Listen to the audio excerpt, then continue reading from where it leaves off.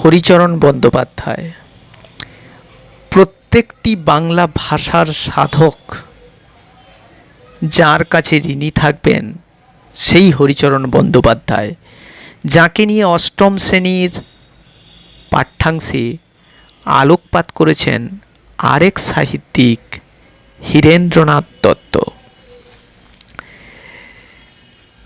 বঙ্গীয় শব্দকোষ নামক সুবৃহৎ অভিধান রচয়িতা, সংস্কৃতজ্ঞ সাধারণ সেরেস্তার কর্মচারী থেকে বাংলা ভাষার শ্রেষ্ঠ অভিধানকার হয়ে ওঠার এক অনন্য কাহিনীর তৃতীয় পর্বে সকলকে স্বাগত জানাই।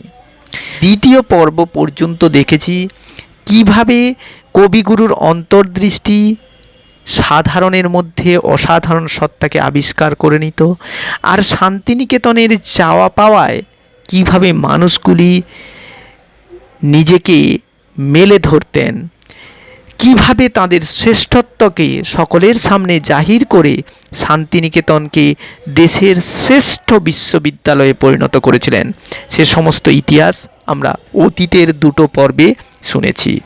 আজ আমরা তৃতীয় পর্বে দেখব যে কবিগুরুর নির্দেশ পাওয়ার পর কিভাবে হরিচরণ বন্দ্যোপাধ্যায় তা রূপায়ণ করতে লাগলেন।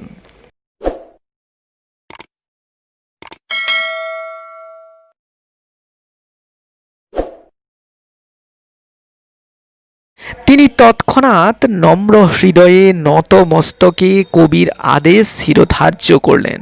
শির কথার অর্থ হচ্ছে মাথা, মাথা পেতে গ্রহণ করা হলো শিরোধার্য করা। নম্র হৃদয়ে নত মস্তকে হরিচরণ বন্দ্যোপাধ্যায় কবিগুরুর সেই নির্দেশ মেনে নিলেন। 1312 সালে অভিধান রচনার সূচনা, ইংরেজি সালটি হয় 1905। রচনা কার্য সমাপ্ত হলো 1330 সালে, অর্থাৎ ইংরেজি 1923 সালে। মাঝে আর্থিক অনটনের দরুন শান্তিনিকেতনের কর্মত্যাগ করে তাকে কিছুকালের জন্য কলকাতায় যেতে হয় এবং অভিধান সংকলনের কাজ বন্ধ থাকে। আমরা প্রথম পর্বে এই বিষয়টির উল্লেখ করেছি যে আর্থিক সঙ্গতি না পেয়ে তাকে সেন্ট্রাল কলেজে সংস্কৃতের শিক্ষক পদে 1911 সালে যোগ দিতে যেতে হয়, কিন্তু অচিরেই রবীন্দ্রনাথ তার সেই সমস্যার সমাধান করলে তিনি সেখান থেকে আবার ফিরে এসে শান্তিনিকেতনের কাজে যোগ দেন।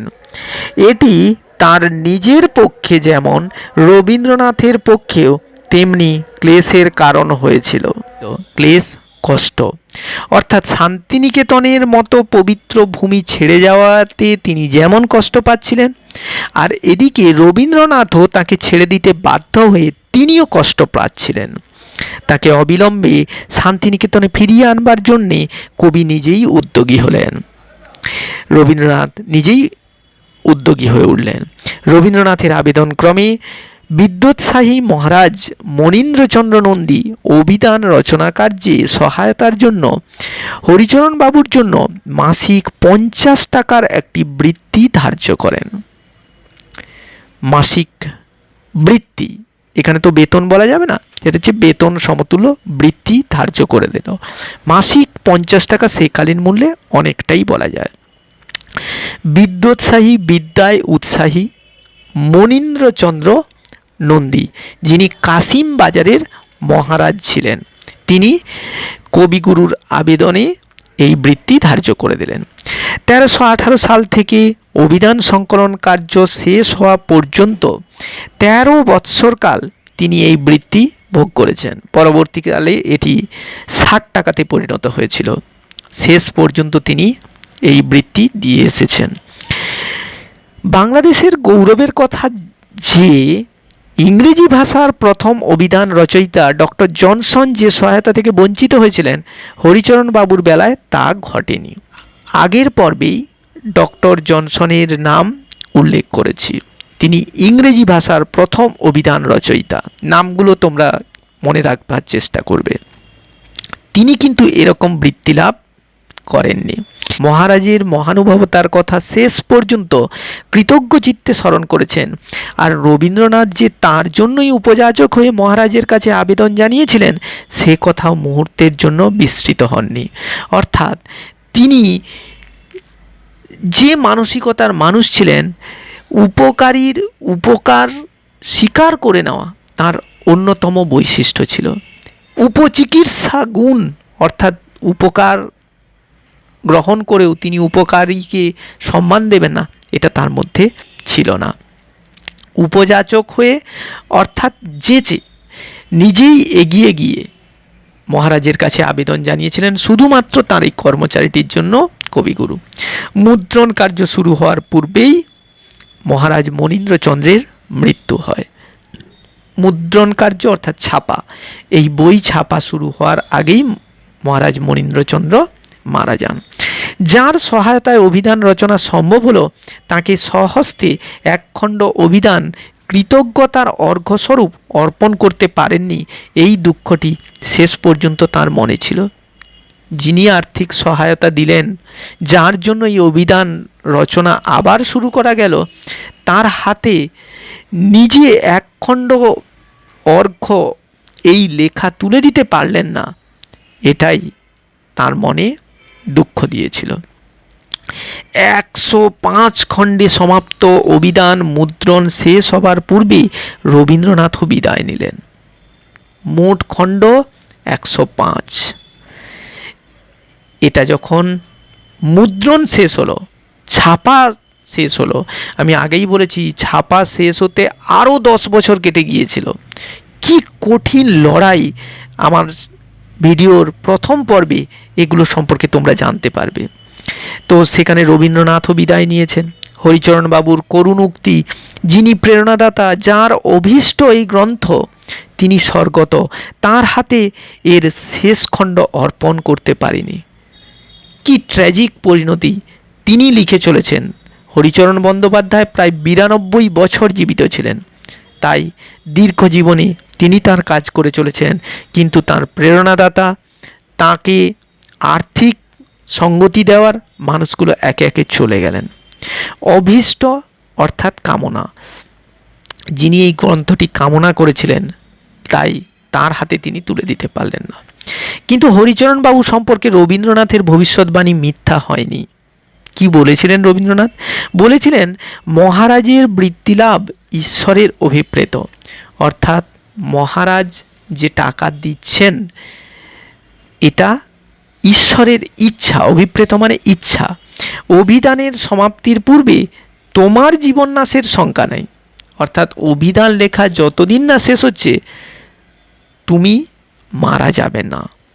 জীবন নাশ অর্থাৎ মৃত্যু, মৃত্যুর কোনো শঙ্কা অর্থাৎ ভয় নেই। কবিবাক্য মিথ্যা হয় না, এক্ষেত্রেও হয়নি।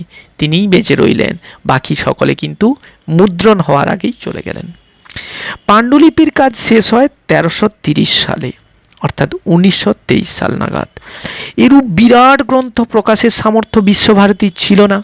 বিশ্বভারতী অর্থাৎ শান্তিনিকেতনের সেই বিশ্ববিদ্যালয়, যা পরবর্তীকালে বিশ্বভারতী নাম নিয়েছে, তাদের আর্থিক সামর্থ্য ছিল না। অবশ্য মাঝে এই কয়েক বৎসরও তিনি অভিধানের নানান পরিবর্ধনের কাজ নিয়েই তার যৎকিঞ্চিৎ সম্বল নিয়ে ক্ষুদ্র ক্ষুদ্র খণ্ডে ক্রমশ প্রকাশের আয়োজন করেন। এই পাণ্ডুলিপিকে মাঝে মাঝে তিনি পরিবর্তন করেছেন, আর পরিবর্ধন অর্থাৎ বাড়িয়ে তোলার আরও কিছু সংযোজন করার চেষ্টা চালিয়ে গেছেন তার যৎকিঞ্চিৎ সম্বল নিয়ে, অর্থাৎ সামান্য যেটুকুন সঙ্গতি ছিল সেটা দিয়ে, এবং নানাভাবে চেষ্টা চালিয়ে গেছেন যে এই গ্রন্থটি প্রকাশ করার জন্য। 10 বছর পর এই গ্রন্থ প্রকাশের সুযোগ হয়। সেই সুযোগ করে দিয়েছিলেন প্রাচ্য বিদ্যা মহার্ণব নগেন্দ্রনাথ বসু, যিনি বিশ্বকোষের প্রকাশক ছিলেন। মহাশয় মুদ্রণ ব্যাপারে উদ্যোগী হয়েছিলেন। আমরা প্রথম পর্বে বলেছি তিনি কী শর্তে এই উদ্যোগ গ্রহণ করেছিলেন। প্রয়োজন হলে প্রথম ভিডিওটি দেখে নেবে, প্রথম পর্বটি দেখে নেবে।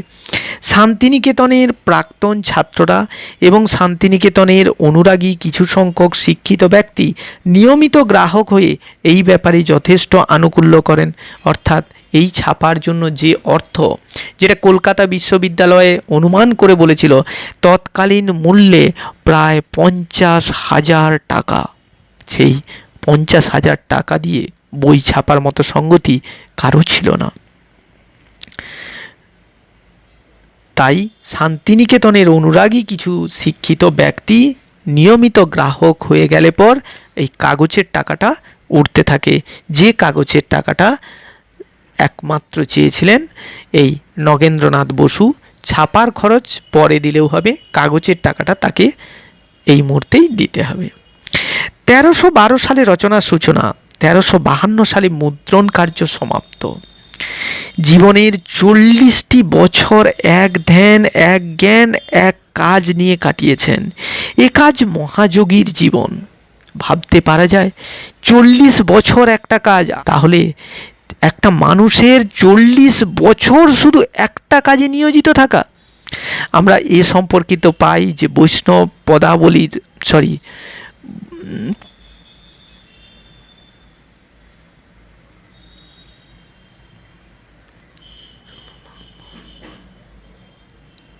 চৈতন্য জীবনী কাব্য, শ্রী চৈতন্য চরিতামৃত, এরকম প্রায় দীর্ঘ 20 বছরের অখণ্ড চেষ্টার ফল, যেটি রচনা করেছিলেন কৃষ্ণদাস কবিরাজ। আর এখানে 20 নয়, 40 বছর এক ধ্যান, এক জ্ঞান, এক কাজ নিয়ে তিনি কাটিয়ে দিলেন, যেটা কোনো মহাযোগী মানুষ ছাড়া সম্ভবই নয়। বাঙালি চরিত্রে অনেক গুণ আছে, কিন্তু নিষ্ঠার অভাব, নিষ্ঠা, একাগ্রতা। এদিক থেকে হরিচরণ বন্দ্যোপাধ্যায় বাঙালি জাতির সম্মুখে এক অত্যুজ্জ্বল দৃষ্টান্ত রেখে গিয়েছিলেন। অতিযুক্ত উজ্জ্বল, অত্যুজ্জ্বল, অতি উজ্জ্বল একটা দৃষ্টান্ত তিনি রেখে গিয়েছিলেন। নিষ্ঠার যথার্থ পুরস্কার অভীষ্ট কার্যের সফল সমাপ্তি। এই একাগ্রতার ফল হলো কার্যটি তার সফলতার সঙ্গে সম্পন্ন হয়েছে। এর অধিক কোনো প্রত্যাশা তাঁর ছিল না। সুখের বিষয়, লৌকিক পুরস্কারও কিছু তাঁর ভাগ্যে জুটেছে। কলকাতা বিশ্ববিদ্যালয় তাঁকে সরোজিনী স্বর্ণপদক দিয়ে সম্মানিত করেছেন। শান্তিনিকেতনের আশ্রমিক সংঘ প্রাচীন ভারতীয় রীতিতে ষোড়শোপাচারী সম্বর্ধনা জ্ঞাপন করেছিলেন। ষোড়শোপাচার 16 ধরনের উপকরণে যে সম্বর্ধনা, সেটি হচ্ছে ষোড়শোপচারের সম্বর্ধনা।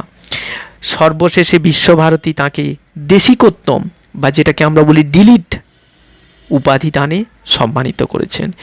সরোজিনী পদক, শান্তিনিকেতনের আশ্রমিক সংঘ, ষোড়শোপাচারী সম্বর্ধনা আর বিশ্বভারতীর সর্বোচ্চ সম্মান দেশিকোত্তম বা ডিলিটে তিনি সম্মানিত হয়েছেন।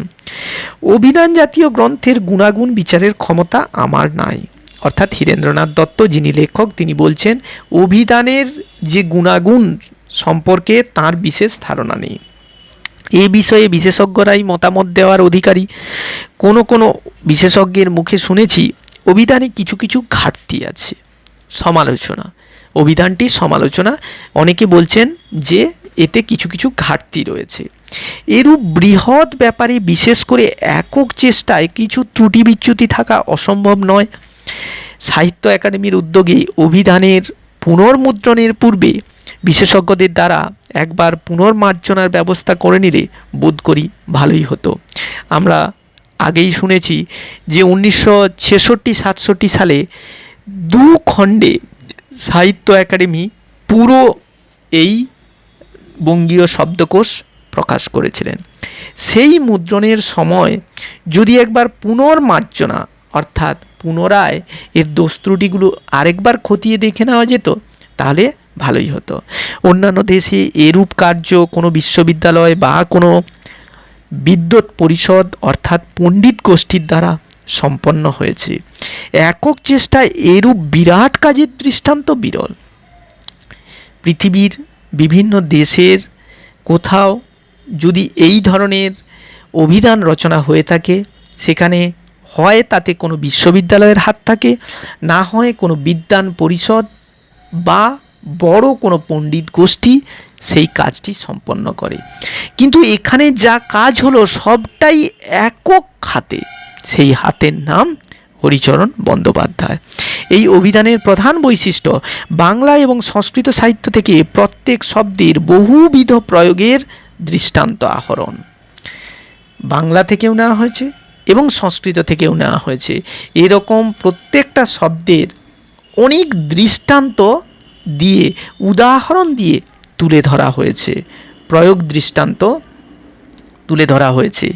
এই কার্যে যে শ্রম ও জ্ঞানের প্রয়োজন হয়েছে তা ভাবলে বিস্মৃত হতে হয়। এক একটা শব্দের জন্য এত প্রয়োগ দৃষ্টান্ত দিতে গেলে কতটা জ্ঞান এবং কতটা পরিশ্রম লাগে সেটা ভাবলেই আমরা বিস্মৃত হয়ে যাই। আমরা যারা বিশেষজ্ঞ নই তাদের কাছে অভিধানের এই অঙ্গটি মহামূল্য। ব্যক্তিগতভাবে আমি এর কাছে অশেষ ঋণী। অর্থাৎ আমরা কেউ অভিধান বিশেষজ্ঞ নই, আমাদের কাছে এই অভিধানটি মহামূল্য, অর্থাৎ মহান মূল্য সমন্বিত। তাই ব্যক্তিগতভাবে বাংলা ভাষা পাঠকগণ সকলেই এই অভিধানের কাছে ঋণী। আমি যখন শান্তিনিকেতনের কাজে যোগ দিই তখন অভিধানের মুদ্রণ কার্য শেষ হয়নি, অর্থাৎ অভিধানটি ছাপা হয়নি। আমি বলতে এখানে কিন্তু হীরেন্দ্রনাথ দত্ত লেখক, ইনিও শান্তিনিকেতনের কাজে যুক্ত ছিলেন। প্রবন্ধটি নেওয়া হয়েছে শান্তিনিকেতনে এক যুগ। আমি প্রথম পর্বেই এ সম্পর্কে আলোচনা করে দিয়েছি। লাইব্রেরি গৃহের একটি অনতি প্রশস্ত প্রকোষ্ঠে তাঁকে নিবিষ্ট মনে কাজ করতে দেখেছি। স্বচক্ষে তিনি দেখেছেন এই হরিচরণ বন্দ্যোপাধ্যায়কে। অনতি প্রশস্ত নয়, অতি প্রশস্ত, অনতি প্রশস্ত প্রকোষ্ঠ অর্থাৎ কুঠি, একটা ছোট্ট কুঠিতে একেবারে এক মনে তাকে কাজ করতে দেখেছেন। প্রথম যুগের কর্মীদের সম্পর্কে দ্বিজেন্দ্রনাথ ঠাকুর মহাশয় একটি করে চৌপদী লিখে দিয়েছিলেন। চৌপদী অর্থাৎ 4টি পদ, 4টি লাইন সমন্বিত কবিতা। একান্ত মনে কাজে মগ্ন হরিচরণ বাবুকে দেখে তার সম্পর্কিত শ্লোকটি আমার মনে পড়ে যেত। কি শ্লোক লিখেছিলেন তিনি ভালো করে মনে রাখতে হবে। কোথা গো ডুব মেরে রয়েছ তলে হরিচরণ, কোন গর্তে? বুঝেছি শব্দ অবধি জলে, মুঠাচ্ছ খুব অর্থে। কোথায়, কোন গর্তে বসে হরিচরণ শব্দ বারিধি থেকে মুঠো মুঠো অর্থ কুড়োচ্ছেন? বর্ণনার সঙ্গে নিবিষ্ট চিত্ত আবিধানিক মূর্তিটি দিব্যি মিলে যেত। বারিধি মানে হচ্ছে সমুদ্র, শব্দের সমুদ্র থেকে তিনি মুঠো মুঠো অর্থ সংগ্রহ করছেন। কোন গর্তে বসে? তার কুঠিটি ছিল গর্ত। বলা বাহুল্য 1956 সালে একবার প্রবল কালবৈশাখীর সময় তার এই কুঠিতেই বজ্রপাত হয়ে আগুন ধরে যায়। তিনি তখন কেবলমাত্র বই বাঁচানোর চিৎকার করছিলেন, নিজেকে বাঁচানোর চিৎকার করেননি। এরকম বহু উদাহরণ রয়েছে। একটা মানুষ কতটা কাজের প্রতি নিবিষ্ট হলে এই ধরনের সফল সম্ভাবনা উঠে আসে, তার জন্যই আমাদের এই পাঠ। আমরা আমাদের মনকে পরিশীলিত করতে পারলে তাহলে এই পাঠ থেকে আমরা কিছু শিক্ষা নিতে পারব। মহান মানুষরা তাদের মহান পথ চলার মধ্য দিয়ে ভবিষ্যৎ প্রজন্মকে পথ দেখান। আমরা সেই পথই এখানে দেখতে পাচ্ছি। বলা বাহুল্য তখন তিনি বিশ্বভারতীর কাজ থেকে অবসর গ্রহণ করেছেন। বয়স 75 উত্তীর্ণ। তখনকার দিনে কে কবে অবসর গ্রহণ করতেন জানবার কোনো উপায় ছিল না, কারণ অবসর গ্রহণের পরেও তাঁরা পূর্ববৎ নিজ আসনে নিজ কাজে অভিনিবিষ্ট থাকতেন। কাজের সঙ্গে মাস মাহিনার কোনো সম্পর্ক ছিল না। উল্লেখ করা প্রয়োজন যে তিনি অভিধান ছাড়াও কয়েকখানা গ্রন্থ রচনা করে গিয়েছেন। তাহলে 75 বছর বয়সে তিনি রিটায়ার করলেন শান্তিনিকেতন থেকে, কিন্তু তাও শান্তিনিকেতনে তার আসা যাওয়া শেষ হলো না। বাকি যারা পণ্ডিত ছিলেন তারা কেউই এই পর্ব শেষ করতেন না। তারা তাদের নিজের কাজ বেতন ছাড়াই নিজ আসনে থেকে চালিয়ে যেতেন। তো ইনি অভিধান ছাড়া আরও কিছু গ্রন্থ রচনা করেছিলেন। এ সম্পর্কে তোমাদের প্রথম পর্বে বলেছি। অভিধান মুদ্রণ শেষ হওয়ার পরেও তাকে নিত্য দেখেছি। নিত্য হচ্ছে প্রতিদিন, মুদ্রণ হচ্ছে ছাপা। অভিধান ছাপা হয়ে গেছে, তারপরেও তিনি তাকে প্রত্যেক দিন দেখেছেন। প্রাতঃভ্রমণ ও সান্ধ্যভ্রমণ নিত্যকর্ম ছিল। সকালবেলায় এবং সন্ধেবেলায় তিনি বেরোতেন নিয়মিত। পথে দেখা হলে ক্ষীণ দৃষ্টিবশত সবসময় লোকজন চিনতে পারতেন না, কখনো চিনতে পারলে সস্নেহে কুশল বার্তা জিজ্ঞেস করতেন। 92 বৎসর বয়সে 1959 সালে তিনি দেহ রক্ষা করেছেন। দীর্ঘ জীবন। রবীন্দ্রনাথ বেঁচেছিলেন 80 বছর, ইনি 92 বৎসর। শেষ পর্যন্ত তার দৃষ্টিশক্তি হারিয়ে ফেলেছিলেন এই পুস্তক রচনা কার্যে, যেটা সম্পর্কে আমরা আগেই জেনেছি। শেষ পর্যন্ত মস্তিষ্কের শক্তি অটুট ছিল। শেষ বয়সে তাকে দেখলে একটি কথা প্রায়ই মনে হতো। ইংরেজি ঐতিহাসিক তথা সাহিত্যিক গিবন তার the decline and fall of the Roman empire নামক গ্রন্থের রচনা সমাপ্ত করে বলেছিলেন, হঠাৎ মনে হলো জীবনের সব কাজ ফুরিয়ে গেছে, কিছুই আর করবার নেই। মনে খুব একটা অবসাদের ভাব এসেছিল। গিবন উক্ত গ্রন্থ প্রণয়নে দীর্ঘ 12 বৎসরকাল একান্ত মনে নিযুক্ত ছিলেন, আর হরিচরণবাবু জীবনে 40 বৎসরকাল অনন্যমনা হয়ে এক কাজই মগ্ন ছিলেন। ঐতিহাসিক এবং সাহিত্যিক গিবন তাঁর যে বই the decline and fall of the Roman empire, অর্থাৎ রোম সাম্রাজ্যের উত্থান এবং পতন, এ নিয়ে তিনি যে বই রচনা করেছিলেন, 12 বছর ধরে বইটি শেষ হওয়ার পর তিনি হতাশায় ভুগতেন। তার মনে হলো কি না, জীবনের সব কাজ ফুরিয়ে গেছে, আর বোধহয় করার কিছু নেই। মাত্র 12 বছরে তার এই উপলব্ধি। আর হরিচরণবাবু দীর্ঘ 40 বছর একটা বই নিয়ে কাটিয়ে দিলেন। তাহলে কর্ম অবসানে অর্থাৎ কাজ শেষে তার মনের কি অবস্থা হয়েছিল জানতে কৌতূহল হতো। গ্রন্থ সমাপ্তির পরেও 14 বৎসর তিনি জীবিত ছিলেন। বই শেষ হয়ে যাওয়ার পরে 14 বছর তিনি বেঁচেছিলেন।